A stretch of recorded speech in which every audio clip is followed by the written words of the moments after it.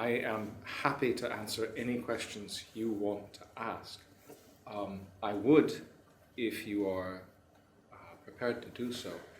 I think my most difficult job is teaching Buddhism at a university in Aberdeen. The students are interested. Some of them are reading through the Bodhicharya Avatara Shantideva with me.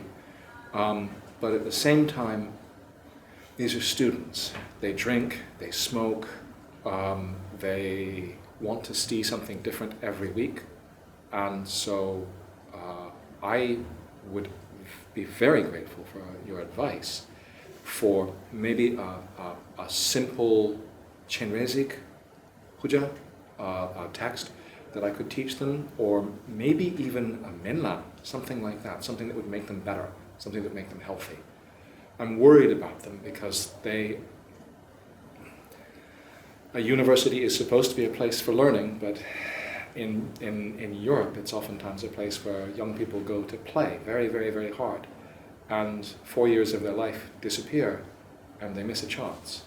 And those of them that do ask for teachings, I'd like to be able to give them something that nourishes them and helps them. So if he has any suggestions for a simple sadhana, a simple meditation text that I could teach and that I would be allowed to teach, I'd be very grateful. The things that I know properly are far too serious to teach them, and I can't really pass them on that easily. So something simple. You should talk more about the Dzogchen practice methods. Believe me, some of them act like crazy sages, but they haven't got the foundation to be crazy sages. I'll be glad when they get there in the end. Yes. Actually, I was thinking you studied the way of the Bodhisattva at your university, right? This is indeed a truly excellent thing. In the past, some schools in the Tibetan region where I was, they offered courses on the words of my perfect teacher, as well as the Bodhisattva's way of life that you are studying. Maybe during those 3 or 4 years, you don't really feel much about it. But later, as time went on, when they started working, and as they did many things in society, they found that their whole lives were completely different from others. So we feel that on the one hand, in particular, actually letting them, of course, I know some may not listen, but I still hope they study the way of the Bodhisattva diligently. Of course, at the same time, maybe have them recite some mantras of Avalokiteshvara or Manjusri. This would certainly be helpful. As for practical methods of cultivation, that might not be achievable, but reciting some mantras, I think they might be able to accept that. Mm-hmm. Is there even so, is there a good first, a meditation, they're called meditations in front, not a self-meditation, but a meditation in front. Is there a good simple one that he would recommend, maybe one that has maybe one from Jigpun even, Khenpo Jigpun? There are different stages of meditation. You mean the primary ones? No, there's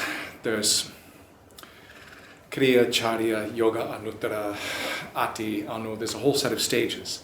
And when you visualize the deity in front of you, this is a lower stage, and it's appropriate to people who are not ready to see themselves as the deity.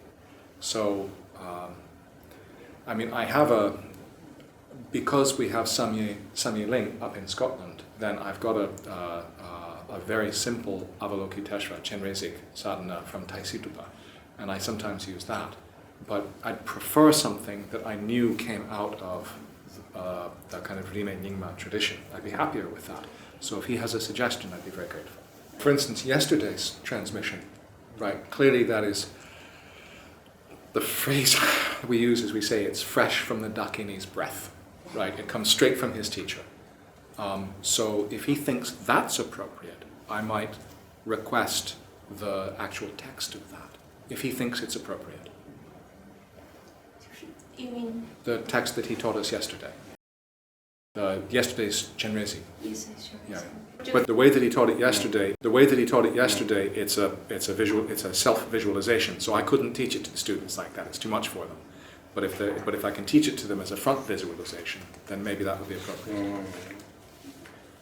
It should indeed be possible. Yesterday's Avalokiteshvara practice can also be done as a visualization practice. Also, His Holiness, the Jigme Phunso, has a simple visualization method for Manjushri Bodhisattva. There is a Manjushri Wisdom Courage practice. We can translate it for you and provide it to you when the time comes. It should be quite simple and definitely doable. If I understand correctly, Khenpo Jigpun actually had a whole series of Manjushri meditations, Jampal Gom, ranging from Ngondro all the way up to Ati. This is what I've been told. I have heard about this for 15 years, this practice. I've never been able to actually meet it, but I've always wanted to. When I was very little, when I was a student, I had a very strong vision of Manjushri. And I've always been trying to figure out what to do with that, because it sat with me my entire life and I've never quite known what to do with it. So when I heard about Khenpo Jigpun's system, it was wonderful. And if there is a basic, an introductory visualization within that system, that would be tremendously helpful. Khenpo Jigme Phunso Rinpoche's practice has two types. One type is for ordinary students, and most of people can recite and practice. There is a simple sadhana of Manjushri Bodhisattva. The other type is the one you just mentioned, as you pointed out earlier, which goes from preliminary practices to Dzogchen. But if this is taught to ordinary students and teachers, it is not appropriate because it requires strict practice and empowerment, No. I know about it. This is, I've only talked about it once or twice because I know how powerful it is. My Khenpo Tsewang Sonam told me about it, and I've been hoping to hear more for many years. As I say, when I was little, I had a series of very powerful visions of Manjushri, which is it's part of why I do what I do. But the practice you just showed these students, this practice of Manjushri Bodhisattva should be very suitable